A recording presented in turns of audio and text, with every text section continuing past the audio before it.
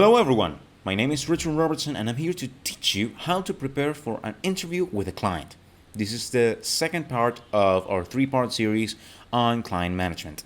So, first things first, why should you prepare for an interview? We've all been there. We've just headed to an interview and we've been nervous and maybe we feel nervous, we feel anxious before the interview because we don't know if we're actually going to do well inside of the interview.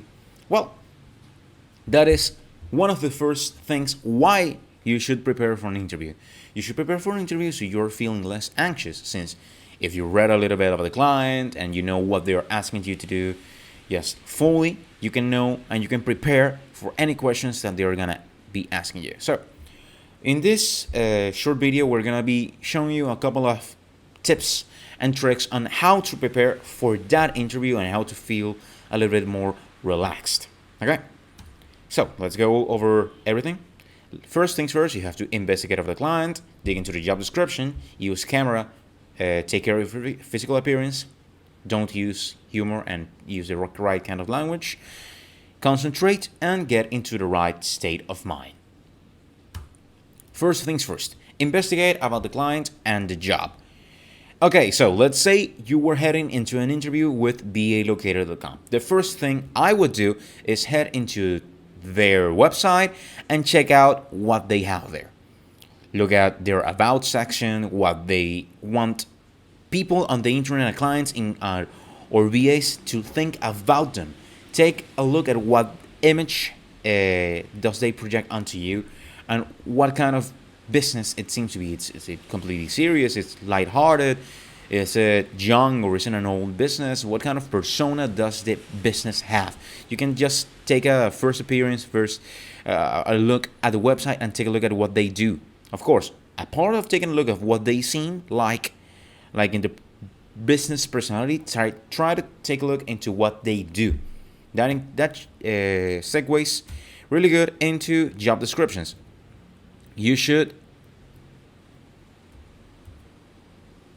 That segues really good into job descriptions. You should be really mindful of what they're actually hiring you to do.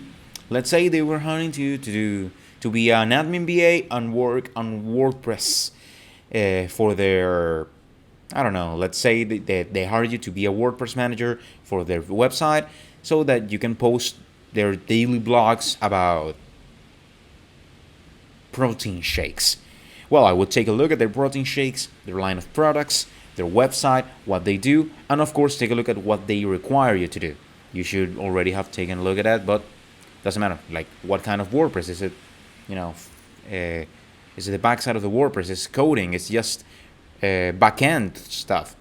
Take a look at it, and just make sure you are 100% certain of what they're asking you to do. Even if you are not completely sure on how to do it, they're probably going to be giving you the tools to do it. But just be mindful of what they want you to do.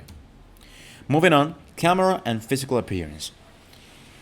Not only during the trying times of quarantine and all that, yes, this was filmed during 2020, most, if not all, of interviews for virtual assistants and freelancers are done like this. Some person is sitting on their own computer, mirroring their own home, and the other person again is in their own home with a laptop or a computer and a webcam.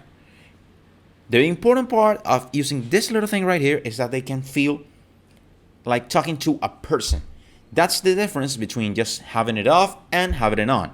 They can feel you, then they can, connect with you in a more personal way, just looking at you. That's how people are.